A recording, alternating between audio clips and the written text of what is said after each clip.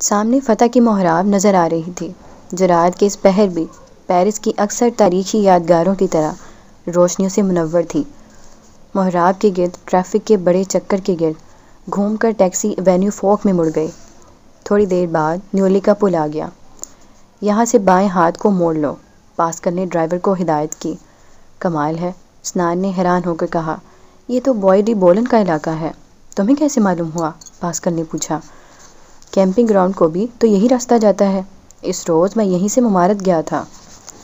اس کا مطلب ہے کہ تم میری خالہ کے فلیٹ کی عین نیچے سے گزرے تھے۔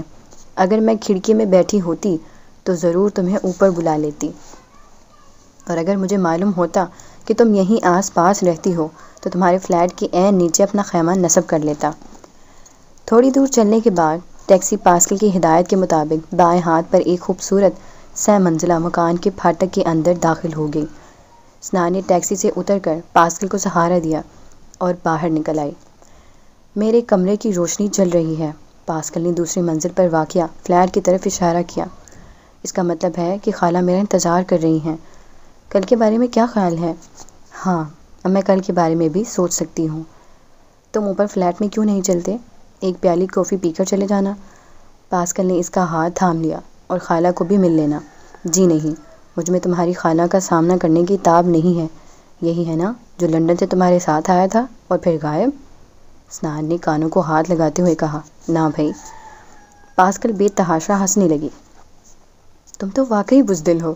ویسے میری خالہ بے حد اچھی ہیں۔ دراصل وہ مجھے اداس دیکھ کر خود بھی پریشان ہو جاتی ہیں، اور اسی لیے وہ آج پچھلے پہر تمہارے ساتھ قدر سختی سے پیش آئی تھیں۔ سنان نے گھڑی پر نظر ڈالی تو 1 بجنے کو تھا۔ نہیں، کسی اور روز سے ہی۔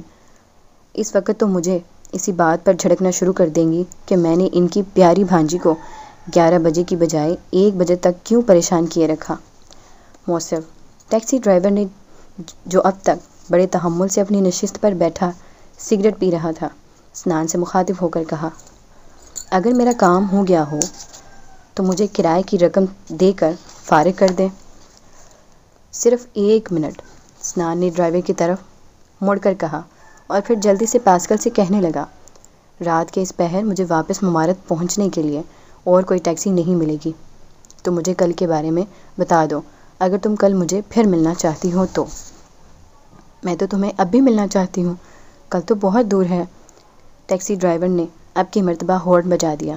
بھائی پاسکل پلیز، سنان نے لجاجت سے کہا، تم کل صبح میرے فلیٹ پر ہی کیوں نہیں آ جاتے؟ دوپہر کے کھانے کے بعد ہم باہر چلیں گے۔ کیوں؟ تو پھر کل صبح۔ سنان نے ٹیکسی کا دروازہ کھولا اور اندر بیٹھ گیا۔ ڈرائیور نے بقیہ سگریٹ کھڑکی سے باہر پھینکا اور چابی گھما کر ٹیکسی سٹارٹ کر دی۔ ٹیکسی حرکت میں آئی تو پاسکل نے، جو کھڑکی کے پاس ہی کھڑی تھی، شیشہ بجایا۔ سنان نے شیشہ سرکا نیچے کیا تو اس نے اپنا ہاتھ آگے کر دیا۔ شب بخیر۔ شب بخیر پاسکل، سنان نے ہاتھ ملاتے ہوئے جواب دیا۔ ٹیکسی مکان کے پھاٹک سے باہر نکلی تو سنان نے پیچھے مڑ کر دیکھا۔ پاسکل دروازے کی سیڑھیوں پر ایک خوبصورت مجسمے کی مانند ساکن کھڑی تھی، اور مدھم روشنی میں اس کا سرخ کوٹ چمک رہا تھا۔ واپسی پر سنان ٹیکسی میں خاموش بیٹھا سگریٹ پیتا رہا اور پاسکل کے بارے میں سوچتا رہا۔ اسے احساس ہوا کہ پیرس ایسا شہر ہے جہاں حقیقی جذبات سے عاری نقش کبھی بھی دیر پا نہیں ہو پاتا، اور اسی لیے وہ پچھلے 2 روز میں یہاں سے اکتا گیا تھا۔ جس شہر کو وہ کل صبح ہسپانیہ جانے کے لیے چھوڑ رہا تھا، اسی شہر سے روانگی کا تصور اب اس کے لیے بے بسی کی بات تھی۔ سنان، پاسکل اور پیرس لازم و ملزوم بن چکے تھے۔ اس مکان کا دروازہ اندر سے بند تھا۔ اس نے آہستہ سے دستک دی مگر کوئی جواب نہ آیا۔ ایک مرتبہ پھر کوشش کی تو اندر ہال میں روشنی ہوئی اور دروازہ کھل گیا۔ طوطے والی بڑھیا منہ بنائی کھڑی تھی۔ اس نے دیر سے واپس آنے اور اسے مخل کرنے کی بھرپور معذرت کی اور جلدی سے سیڑھیاں طے کرنے لگا۔ اپنے کمرے کے سامنے کھڑے ہو کر وہ برساتی کی جیبوں سے چابی تلاش کر رہا تھا کہ ساتھ والا دروازہ کھلا۔ ہیلو سنان۔ ہیلو جینی، اس نے جلدی سے کہا اور اپنے کمرے کا دروازہ کھول کر اندر جانے لگا۔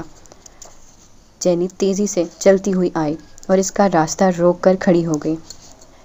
اس نے بڑی بڑی سفید اور نیلی دھاریوں والا ایک خوبصورت لباس پہن رکھا تھا جس پر بے شمار سلوٹیں پڑی ہوئی تھیں۔ تم آج پچھلے پہر مجھے لینے کیوں نہیں آئے؟ جینی نے روندی ہوئی آواز میں کہا۔ تم نے وعدہ کیا تھا سنان۔ اوہ، سنان نے زبردستی مسکرانے کی کوشش کی۔ چند دوست مل گئے تھے یا بن گئے تھے؟ مل گئے تھے، سنان نے جھلا کر کہا۔ پرانے جاننے والے تھے۔ تم تو کہتے تھے کہ میں پیرس میں اجنبی ہوں۔ جینی کے لہجے میں شکایت تھی۔ سنان کو ایک دم اپنے رویے پر ندامت محسوس ہوئی۔ اس نے خود ہی تو جینی سے وعدہ کیا تھا کہ وہ اسے آج دوپہر کو باہر لے جائے گا۔ جینی، مجھے بے حد افسوس ہے کہ میں آج تمہیں ملنے نہ آ سکا۔ لیکن آخر کیوں؟ وجہ نہ ہی پوچھو تو بہتر ہے۔ اچھا، تو پھر تم میرے کمرے میں آ کر تھوڑی دیر کے لیے میرے ساتھ بیٹھو، جینی نے آہستہ سے کہا۔ اس وقت نہیں جینی، سنان نے گھڑی پر نظر ڈالتے ہوئے کہا۔ رات کے 2 بجنے کو ہیں، تمہیں آرام کرنا چاہیے۔ میں تو راتوں کو جاگنے کی عادی ہوں۔ سنان نے چپکے سے اپنا دروازہ بند کر دیا اور جینی کے ساتھ اس کے کمرے میں چلا آیا۔ وہ اس کے ساتھ صوفے پر بیٹھ گئی۔ ہاں کہو، کیا کہتی ہو؟ سنان نے جمائی لیتے ہوئے پوچھا۔ میں صرف 5 منٹ بیٹھوں گا، مجھے سخت نیند آ رہی ہے۔ آج صبح تمہارے جانے کے بعد میں نے بالی ووڈ سانزر مین سے ایک نیا لباس خریدا، یہی لباس۔ جینی نے لباس کا کونا اوپر اٹھا کر ہوا میں چھوڑ دیا، اور پھر شام تک تمہارا انتظار کر کے کپڑے بدلے بغیر اسی صوفے پر لیٹ کر تمہاری دھنیں سنتی رہی۔ سنان نے جیب سے سگریٹوں کا پیکٹ نکال کر ایک سگریٹ سلگا لیا۔ کل صبح تو تم فارغ ہو گئے؟ جینی نے پوچھا۔ نہیں، سنان نے ایک دم تیزی سے جواب دیا، اور پھر اپنے لہجے کی تندی کا احساس کرتے ہوئے کہنے لگا۔ کل تو نہیں، پھر کبھی صحیح۔ ابھی تو میں چند روز پیرس میں قیام کروں گا، اور پھر کیا ضروری ہے کہ باہر جا کر آوارہ گردی ہی کی جائے؟ میں تمہیں اس کمرے میں جو مل لیتا ہوں۔ اس کمرے میں؟ جینی نے دھک سے کہا۔ اس کمرے میں تم صرف پہلے مرد ہو جسے میں نے خود کسی غرض کے بغیر یہاں آنے کی دعوت دی ہے۔ یہاں کی ہر شے مصنوعی ہے، اور میں بھی جب تک اس کمرے میں رہتی ہوں گوشت پوش کی ایک عورت کی بجائے اپنے آپ کو ربڑ کی ایک گڑیا محسوس کرتی ہوں، دل بہلانے والی، سستی اور نکمی گڑیا۔ سنان خاموشی سے سگریٹ پیتا رہا۔ میں کافی بنا کر لاتی ہوں۔ مجھے افسوس ہے کہ میں آج بھی اپنے لیے کافی کا ڈبہ نہیں خرید سکی، تمہاری کافی ہی استعمال کر رہی ہوں۔ کافی کا بیشتر حصہ بھی تو میں ہی پی رہا ہوں۔ سنان کو بے حد نیند آ رہی تھی۔ جینی صوفے سے اٹھ کھڑی ہوئی۔ میں پہلے لباس بدل لوں۔ وہ باریک پردوں کی اوڑ میں ہو کر کپڑے بدلنے لگی۔ شب خوابی کا لباس پہننے کے بعد اس نے سٹوو جلایا اور کافی کے لیے پانی رکھ دیا۔ چند روز ہوئے میں نے نیوزی لینڈ کے سفارت خانے میں وہاں پر مستقل طور پر آباد ہونے کے لیے درخواست دی تھی۔ جینی کافی بناتے ہوئے کہنے لگی۔ میں یہاں نہیں رہنا چاہتی، میں پیرس سے اکتا چکی ہوں۔ میرے خیال میں تو کینیڈا بہتر رہے گا۔ وہاں پہلے سے ہی بے شمار فرانسیسی آباد ہیں، اسی لیے تو میں وہاں نہیں جا سکتی۔ جینی کی آنکھوں میں آنسو تیرنے لگے۔ جہاں کسی بھی فرانسیسی ہوں گے، مجھے ہر دم یہی دھڑکا رہے گا کہ ان میں سے کوئی میرا شناسہ نہ نکل آئے۔ میں چاہتی ہوں کہ اپنی زندگی کا آغاز نئے سرے سے شریفانہ طور پر کروں، تاکہ جب بھی کوئی مجھ سے ملنے کا وعدہ کرے تو صرف میری ذاتی زندگی کی اونچ نیچ، بلکہ صرف نیچ کو مد نظر رکھتے ہوئے اپنا ارادہ نہ بدل دے۔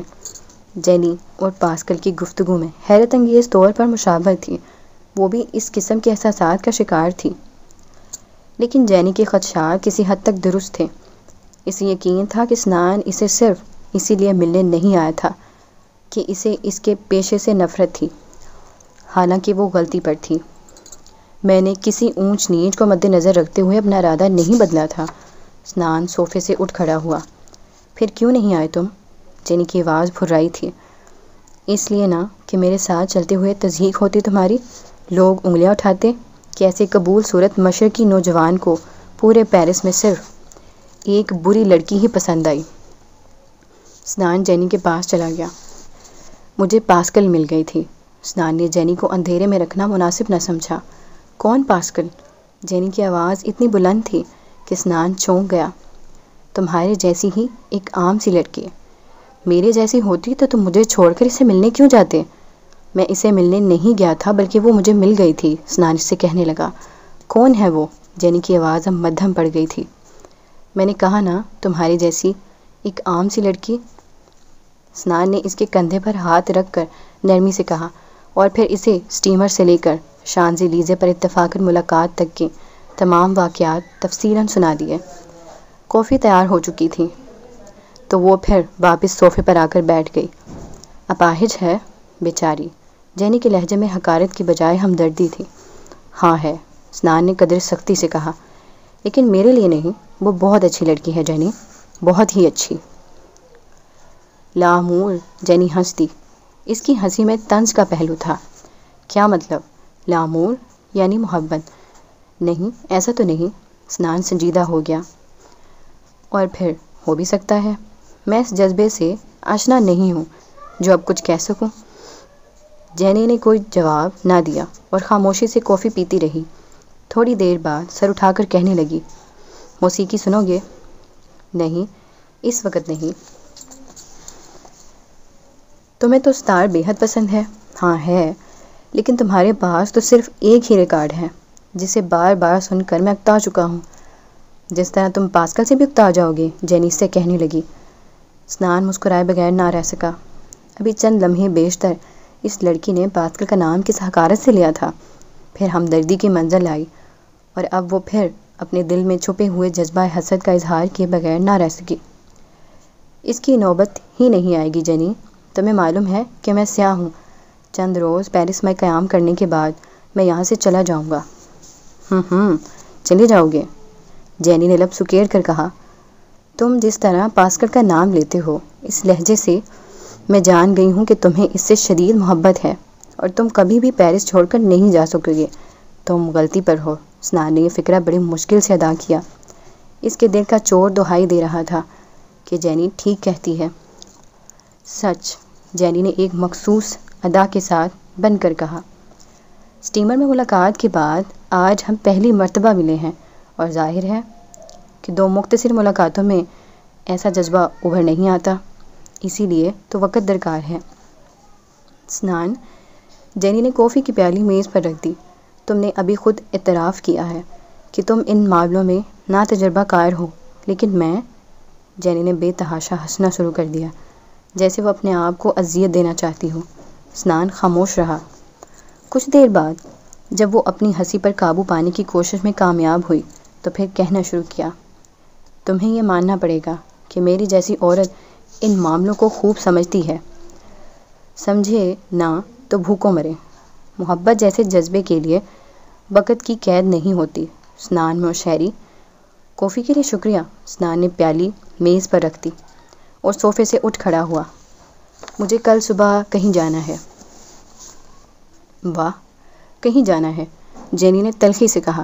پاسکل کو ملو گے؟ ہاں ملوں گا، سنان نے جھلا کر کہا۔ تمہیں کوئی اعتراض ہے؟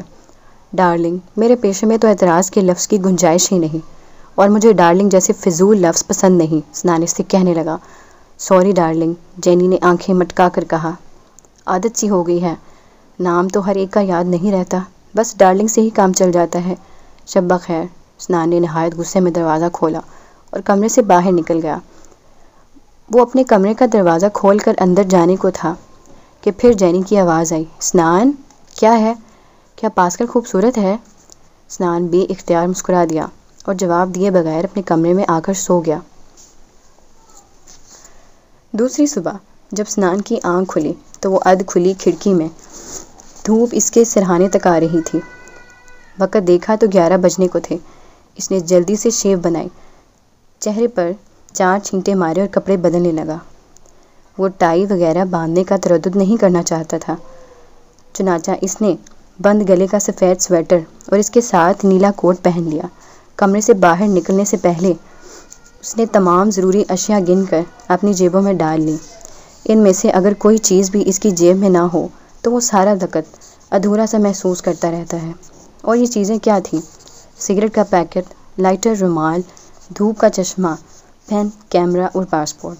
پاکستان میں جب بھی وہ اپنے ایک عزیز دوست سعادت کے گھر جاتا تو وہاں سے آتے وقت وہ ہمیشہ اسے یاد دلاتا یار سنان، اپنے بٹس اینڈ پیسز گن کر یہاں سے جانا، ورنہ آدھی رات کو آ کر لگاتار گھنٹی بجانا شروع کر دو گے کہ ہائے میرا رومال آج یہاں رہ گیا تھا۔